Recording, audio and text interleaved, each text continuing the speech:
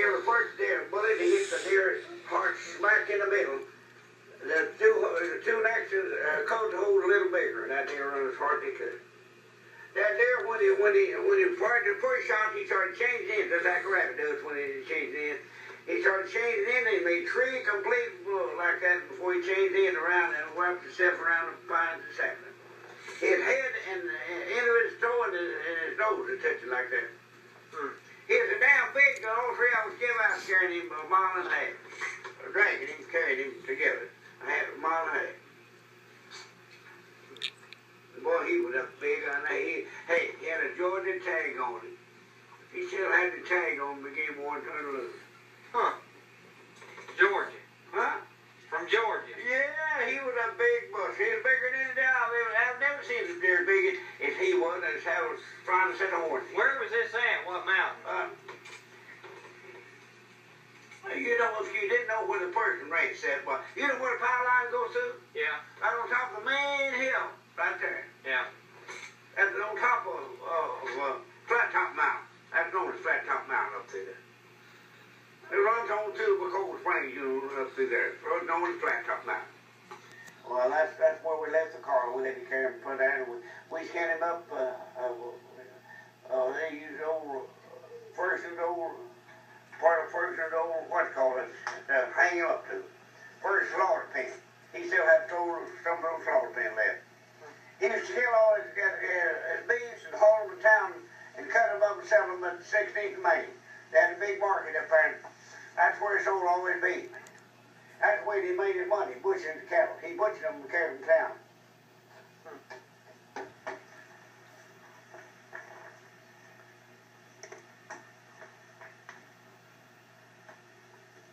And one time on the press, Will come back and get him to meet. And Will said he went hunting up wild hogs and he found a bunch of wild hogs. Said it was so damn wild he couldn't even get close to them. And it's wild and they couldn't even get to where to shoot some of them. So it said there was an old abandoned log house. Somebody started building it and left it, see. It was about run down. And inside this log house was one part that hold hogs if he get them in there. So he baited them for about a week. And Pine, he got them pinned them in that log house. Butchered them. Where was that? Putting them corn way back up there somewhere. Where did y'all used to hunt these hogs over here on the Shinnecock Mountain? You know where the tower is? Right straight down over the tower. That's where we jumped from there. From there to where the Ferndale plat is, where that place, what's the name of that place over there? the golf course? Yeah. Right in that golf course, that old real, you talking about hickory nuts and hickory, the man, they was in there. Hogs, I bet you 100 head of wild hogs in there. How come We didn't even make a passing to them. Great big hogs that weigh 150, 200 pounds apiece. Prettiest things you ever seen. As bad as mud. All you had to do is shoot them down. Here in Griffin had a dog. There's a trail hog. What you do, go home, take the bring the track, say Riley, get him, Riley.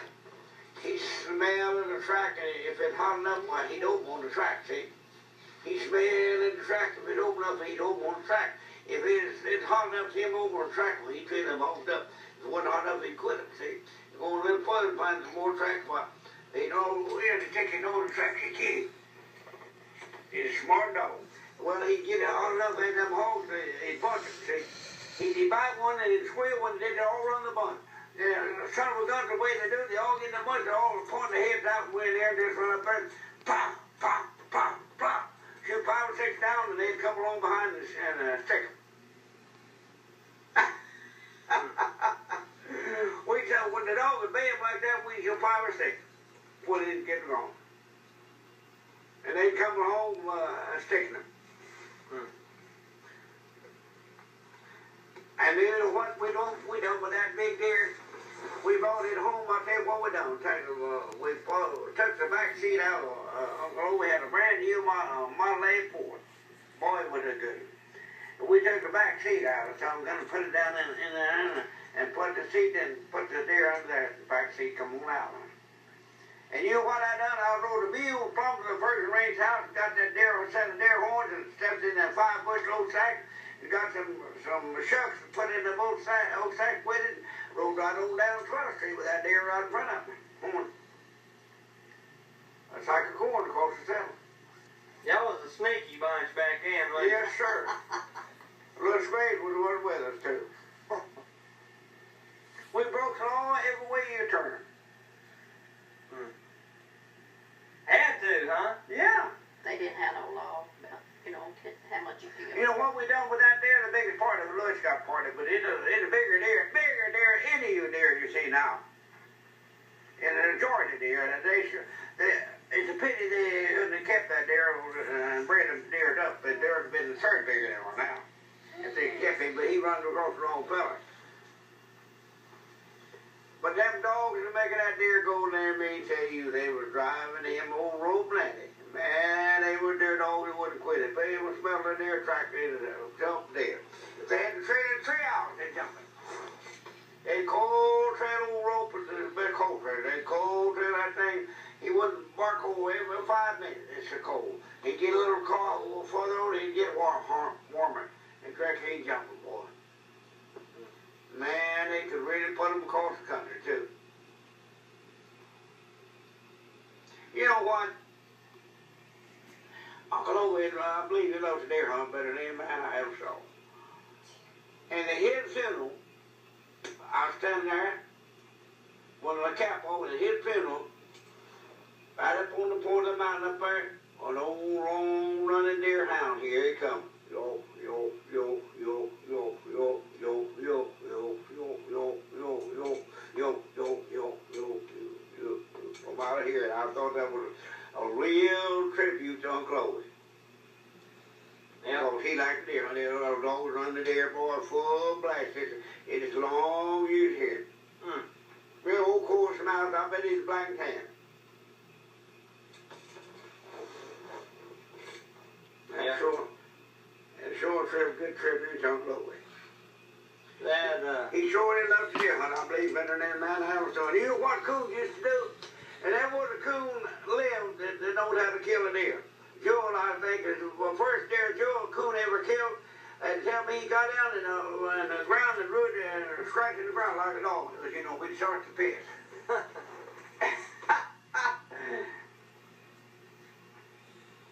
And, Jeff, he was on the deer stand next to Aaron Grant. And the dogs were running the deer, and they could hear dogs coming after the deer, and the Aaron looked over there, and Jeff was down on the leaves, scratching leaves like a dog. Trying to turn the deer around by ear so he'd kill it. Well, didn't want it to come his way. And you know what they used to do to Uncle Owen? Put old man Coon. Old man Pearson Coon was the daddy of all that coon bunch. See, his name was Pearson John Coon. And he was the daddy. He sure wasn't a funny old man. He talked like a German. She loved it. So pitched a little mule over the piece of hay. That's what he said. Instead of pitching hay over the fence of the mule, he said, pitch a little mule over the fence of hay. Yeah, that's the way he talked. And he'd send and get Uncle Owen, put one of the men in a buggy, one of the boys in a buggy, hitch his buggy horse in a buggy, and go plumb down to where Grandpa lived, and get Uncle Owen to come up there to go deer hunting to kill him for deer. The whole damn bunch of kill a deer. As he wasn't full of deer then. Was it legal? Yeah, no, it wasn't legal. It made that damn deer boy legal at all. You didn't ever kill nothing illegal, did you? No. Honey. I have to. I shot two one day. That one didn't have a strike on. Huh. What'd you shoot him with? Well, I shot him with a shotgun. And I had two both of them strapped to my neck, and I walked right up in a man's arm, and he could hit me with his fist if he tried. That's why he knew I was in it. There. I had my bed overhead around my neck. I was carrying them two there and my gun. I really had a load, I have to tell you. I can always carry a hell of a load. And I had a load. I had all I wanted. And he said, well, boy, you had good luck today. And just as soon as he said something, I knew it. I recognized it. It wasn't good to need to kill every deer in the country, if you ever say. I said, Uncle Willie, Curtis, I said, you like deer? She said, oh, yes, you know I like deer. Well, I said, I'll bring you in when I get these skin out. He lives where Ernest Cook lived when he died. You know, right there down in that freight house. Yeah. One of them houses stood there then. Older lived there a long time, you know. And that night I skinned the deer out, and later on that night, I hung down on the next barn and skinned them out and took with us a mess of meat down there. The deer come down through the wood field, we had seen red caravan making a drive. Well, the deer come down through the field, I mean, the deer did, I heard the dog chasing it. There's one bird barking, one bird. I just went one walk. You, and I didn't realize the dog was running. I looked and heard someone looking, and a deer was going down through the field. Two little ones behind him. I didn't barely see one, while they jumped out high grade. And the first thing I know, right up the fence, here come two little deer. She had them gun on, they come on the wrong fella. She told them to come right up by me. They wasn't a 30 feet from me. I could almost hit it with your gun barrel. Just poof, poof, that's all it took. And that 20 gauge, use that 20 gauge before it got full of snow and blowed it up. It was a new gun.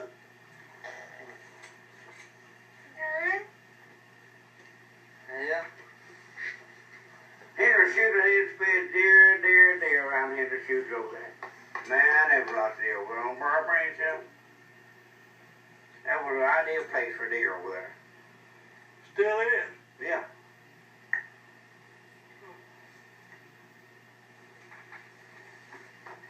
What time does they